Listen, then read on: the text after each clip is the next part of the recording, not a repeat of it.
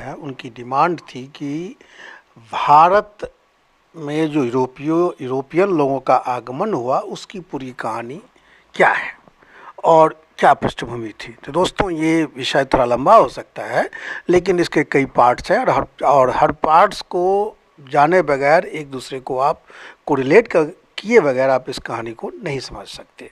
तो सबसे पहले हम चलते हैं इस विषय पे कि उनको भारत आने की आवश्यकता क्यों पड़ी। दोस्तों, जैसा कि आप जानते हैं कि बहुत प्राचीन काल से भारत के जो प्रोडक्ट थे, खास करके मसाले, रेशमी और मलमल के कपड़े, इनकी यूरोपियन बाज़ार में, यूरोप में इसकी बहुत डिमांड थी। और ख़ासकर यूरोपियन मसाले की और ख़ासकर इन भारत के मसालों की और भारत में बने रेशमी कपड़ों की यूरोप की महिलाएं बहुत पसंद करती थी। उनको इसके बगैर गुजारा था ही नहीं। यूरोप रेशमी वस्त्र और मलमल के कपड़े उनको ज़रूर चाहिए था। खास करके बेडरूम के सारे कपड़े, इस्तेमाल होने वाले सारे कपड़े रेशमी और मलमल के ही होते थे और किचन में इस्तेमाल होने वाले सारे मसाले भारत से होते थे। तो भारत यूरोप के देशों की मजबूरी बन चुकी थी। और इससे पहले हमने आपको बताया था कि भारत को सोने की चिड़िया क्यों कहा जाता था, और हमने ये भी बताया था कि भारत में कभी सोने की कोई खान नहीं रही। उसके बाद भी भारत में सोना प्रचुर मात्रा में सिर्फ इसलिए पाया जाता था कि हम अपने मसाले, मलमल के कपड़े, रेशमी कपड़े यूरोप के देशों को भेजते थे और बदले में हम वहाँ से, उस समय करेंसी तो थी नहीं, डॉलर और रुपया तो था नहीं, तो हम सोना ही लेते थे। सोना उस समय वस्त्र विनिमय प्रणाली का सबसे बड़ा माध्यम था, कारोबार का सबसे बड़ा माध्यम था। या तो वस्तु विनिमय प्रणाली थी, यानी कब सामान के बदले सामान या सामान के बदले सोना। तो हमें यूरोप से कुछ लेने की ज़रूरत नहीं पड़ती थी, इसलिए हम अपना सामान उनको देते थे, सामान यानी वस्तुएं, मसाले, कपड़े वगैरह, और उनसे हमें कुछ चीज़ चाहिए नहीं होती थी तो हम उनसे सोना ही लेते थे। तो इसलिए भारत धीरे धीरे सोने की चिड़िया कहलाने लगा था। लेकिन ये कहानी हम दूसरे तरीके से जानना चाह रहे हैं कि भारत यूरोपियन देशों की मजबूरी थी, और भारत से जो व्यापार होता था यूरोप को, वो दो रास्ते से होता था। स्थल मार्ग ये था कि पहले तो अफ़गानिस्तान तक भारत ही था, तो भारत से अफ़गानिस्तान से ईरान पहुंचता था माल, ईरान से तुर्की पहुंचता था और तुर्की से यूरोपियन देश में माल जाता था। तो एक तो ये रास्ता था, और दूसरा रास्ता था अरब सागर के जरिए। अरब सागर मतलब हिंद महासागर में जो भारत के पश्चिमी तट है, यहाँ से जहाज़ के जरिए माल पहुंचता था। अरब सागर जरिए लाल सागर पहुंचता था, और लाल सागर से मिस्र को पार करते हुए भूमध्य सागर पहुंचता था, और फिर यूरोप के बाज़ार में ये माल जाता था भारत का। लेकिन इन दोनों मार्गों पर पहले तो जब इस्लाम का, तो बीच में भारत की हिंदू सभ्यता और यूरोप की ईसाई सभ्यता के बीच में कोई दूसरी बाधा नहीं थी। दोनों का आपस में आदान प्रदान होता था। लेकिन 6ठी शताब्दी में जब इस्लाम का उदय हुआ, हज़रत मोहम्मद पैगंबर ने जो इस्लाम का प्रचार किया, और उसके बाद जब इस्लाम एक विजेता कौम के रूप में उभरा, तो उसने जो समुद्री मार्ग था भारत से जाने का, उस पूरे एरिया पे अरब के नेतृत्व में इस्लाम का, मतलब अरब ने इस पूरे मार्ग को कंट्रोल कर लिया। तो उसके बाद अरब के व्यापारियों ने बिचौलिए का काम शुरू किया। भारत से वो माल लेता था और यूरोप को बेचता था, यानी जो डायरेक्ट कनेक्शन था भारत और यूरोप के बीच, ये अरब ने जब इस मार्ग पर कब्जा कर लिया, तो अरब के कारोबारी बिचौलिए के रूप में भारत से माल लेकर अरब को भेजने लगे, यूरोप को भेजने लगे, मुनाफा कमाने लगे। उसके बाद ये दूसरा मार्ग जो था, जो स्थलीय मार्ग था, ईरान और तुर्की होते हुए जो जाता था, इस पे क्या हुआ कि 1453 में जब कस्तूनिया का पतन हुआ, यानी बेजेंटाइन साम्राज्य पर जब तुर्कों की जीत हुई, तब क्या हुआ, तो उस इलाके पे तुर्कों का कब्जा हो गया, यानी समुद्री मार्ग पे तो अरबों का कब्जा, स्थलीय मार्ग पे तुर्कों का कब्जा, तो भारत और यूरोप का डायरेक्ट कनेक्शन जो था वो पूरी तरह से खत्म हो गया। अब क्या हुआ कि इसी बीच में जिस समय तुर्कों ने बेजेंटाइन साम्राज्य को नेस्तनाबूद किया, उस समय धर्म युद्ध चल रहा था, यानी यूरोप और भारत, यूरोप और अरब के बीच और तुर्कों के बीच जो लड़ाई चल रही थी इस्लाम और ईसाई सभ्यता के बीच, तो उसमें भारत से होने वाला कारोबार भी प्रभावित हुआ। यूरोपियों, अरब और तुर्क के लोगों ने यूरोप की सप्लाई लाइन काट दी, यानी भारत से जो सामान जाता था वो तो न समुद्र के रास्ते जा सकता था और ना ही अरब के तुर्की वाला जो रास्ता था उससे जा सकता था। और भारत के सामान की बहुत ज़रूरत थी यूरोप के लोगों को, खासकर महिलाओं को, खासकर किचन सामग्री, मसाले। तो अब उनकी मजबूरी ये हुई कि उन्हें भारत आना था किसी भी तरह से।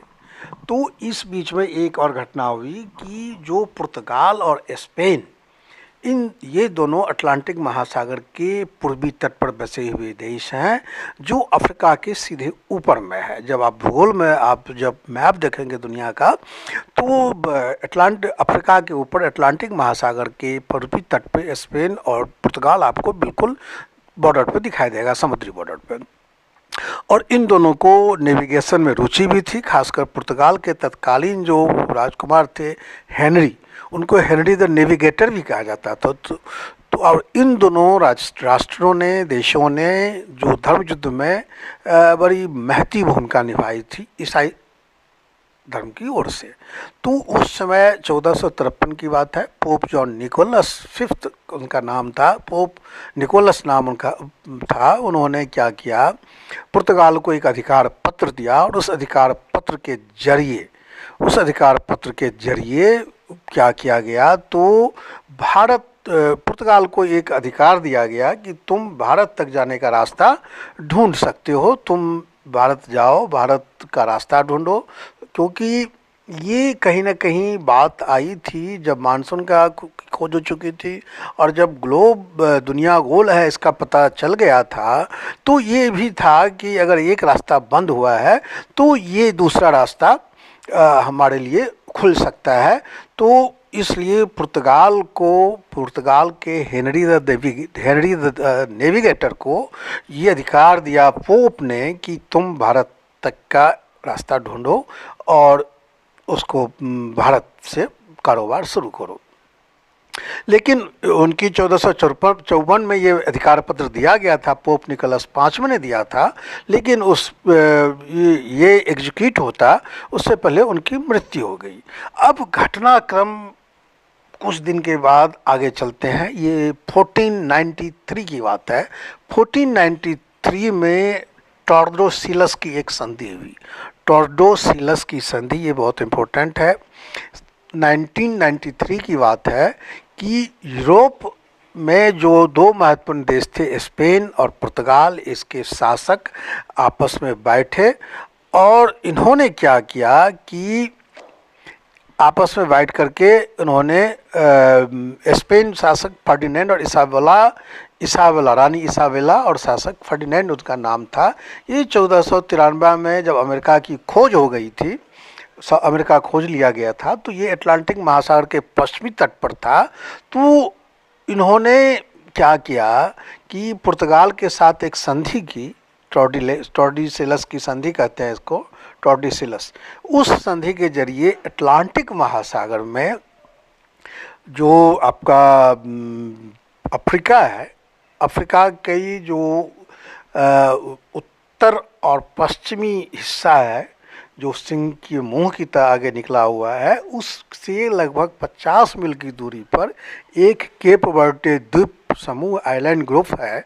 उस द्वीप समूह से 100 लीग पश्चिम, 100 लीग यानी 320 मील पश्चिम में एक काल्पनिक रेखा खींची गई और ये दोनों ने आपस में तय किया कि इस काल्पनिक रेखा, याद रखिएगा, पश्चिम अफ्रीका के पश्चिम में लगभग 50 किलोमीटर पश्चिम में केप वर्डे आइलैंड्स हैं, इससे 100 मील और पश्चिम में एक रेखा, काल्पनिक रेखा डाली गई और स्पेन और पुर्तगाल ने आपस में तय किया कि इस रेखा से पूरब के जितने भी क्षेत्र हैं जहाँ भी ईसाई धर्म का प्रचार किया जा सकता है, कारोबार किया जा सकता है, अपना उनमें उपनिवेश बनाया जा सकता है, ये तो पुर्तगाल करेगा। और इसके पश्चिम में जो होगा, ये जो इन्वेंशन होगा, जो शोध होगा, जो विजय प्राप्त किए जाएंगे, उपनिवेश बनाए जाएंगे, कारोबार किए जाएंगे, वहाँ के स्थानीय स्रोतों का दोहन किया जाएगा,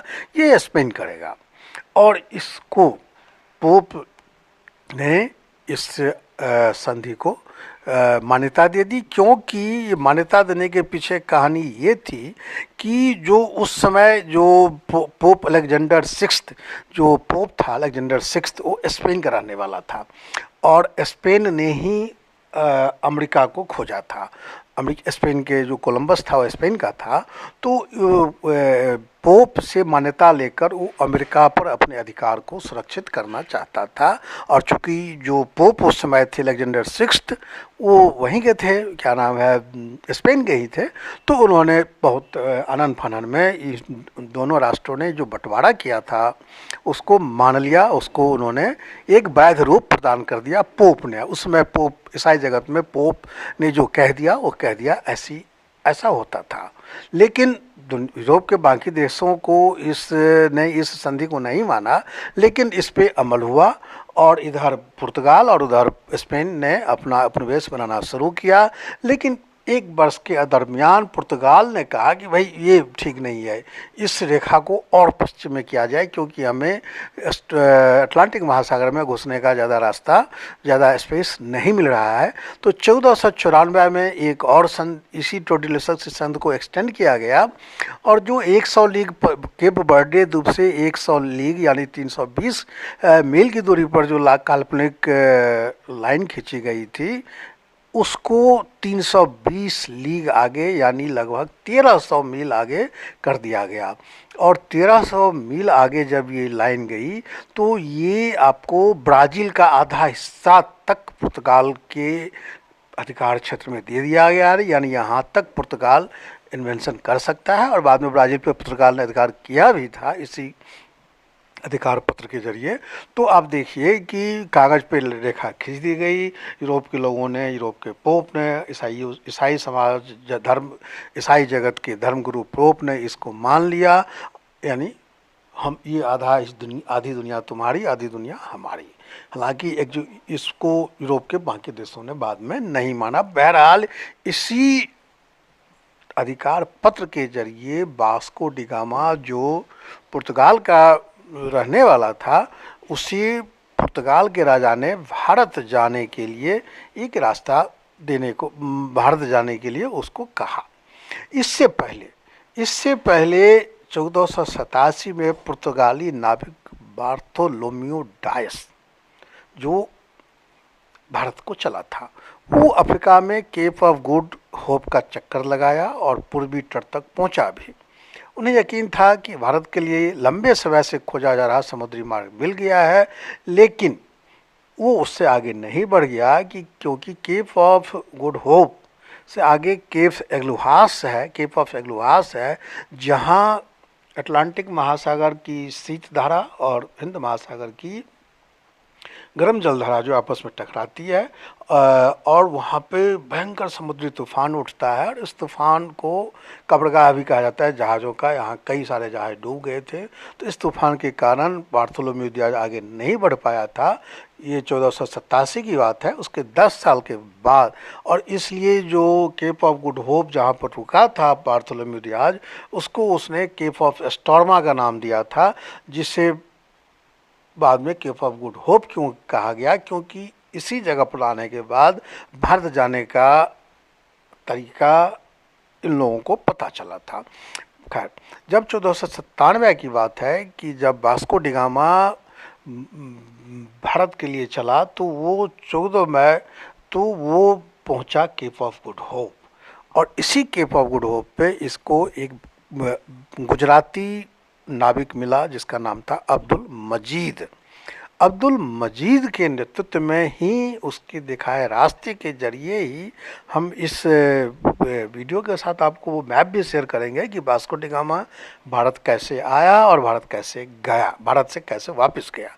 तो वो फिर वो कालीकट पहुंचा मई 1498 में। भारतीय इतिहास की, अब जब वो भारत पहुंचा तो जमोरिन था वहाँ का कालीकट राजा, जमोरिन के उसका स्वागत किया। यहाँ पर वो लगभग 1 साल रहा, उसने कारोबार किया और यहाँ से माल लेकर, वो जो सामान था वो लेकर के वो गया। तो जब वो वापस गया तो कहते हैं कि 60 से 100 गुना महंगा वहाँ से वो माल उसको बेचा उसने यूरोप में जा कर के, चूँकि भारतीय वस्तुओं की डिमांड जब में बहुत थी तो हाथों हाथ बिक गया। और उसके बाद फिर वास्को डी गामा के बाद फिर वास्को डी गामा दोबारा फिर भारत आया। फिर उसने सोचा कि हम कारोबार करने से अच्छा है कि यहाँ इस इलाके पर हम कब्जा ही कर लें और फिर हम यहाँ अपना उपनिवेश बनाए, तो यहाँ से हम सारा माल जो है बिना खरीद किए हम अपने अधिकार क्षेत्र में लेकर के हम कारोबार करेंगे। तो इस तरह से सबसे पहले पुर्तगाली भारत आए थे और पुर्तगालियों को जब देखा इन लोगों ने, पुर्तगाली जब यहाँ से माल लेकर जाते थे तब उन लोगों ने देखा कि भाई ये तो बहुत फायदे का सौदा है। तो फिर अन्य जो पुर्तगाल जो यूरोपियन शक्तियाँ थी, उन शक्तियों को भी भारत आने का मौका मिला। फिर पुर्तगाल, अब चूँकि स्पेन तो आ नहीं सकता था, क्योंकि स्पेन को तो अटलांटिक महासागर में जो लाइन डाली गई थी, काल्पनिक लाइन, उसके पश्चिम में ही जाना था। तो और इधर पुर्तगाल का हिस्सा था। तो जिन लोगों ने इसको नहीं माना, जिन देशों ने, जैसे कि डेनमार्क ने नहीं माना, फ्रांस ने नहीं माना, इंग्लैंड ने नहीं माना, तो ये लोग भारत आए।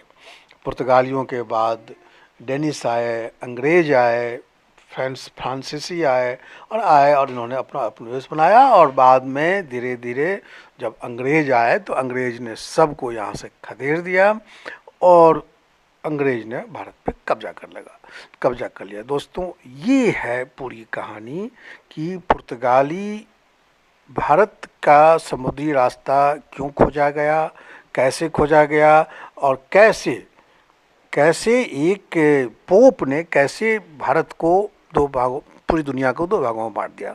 दोस्तों, उम्मीद है कि ये आपको जो हमने विषय वस्तु आपके सामने पेश किया है वो आपको अच्छा लगा होगा। और फिर बहुत जल्द हम किसी नए विषय वस्तु के साथ हाजिर होंगे। तब तक के लिए आप हमें आज्ञा दीजिए। Thank you. आपका दिन शुभ हो।